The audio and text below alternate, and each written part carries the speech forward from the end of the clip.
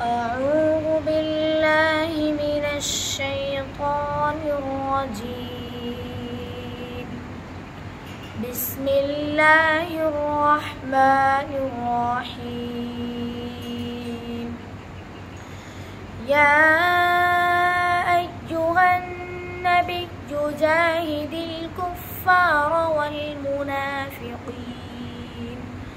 والمنافقين واغلظ عليهم ومأواهم جهنم وبئس المصير.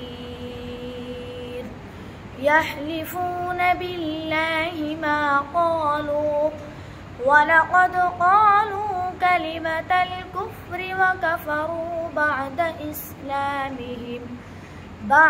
إسلامهم وهموا بما لم ينالوا وما نقموا إلا أن أغناهم الله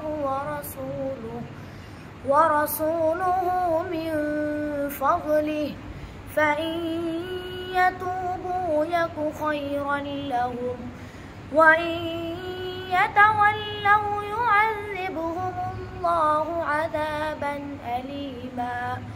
عذابا أليما في الدنيا والآخرة وما لهم في الأرض من ولي ولا نصير.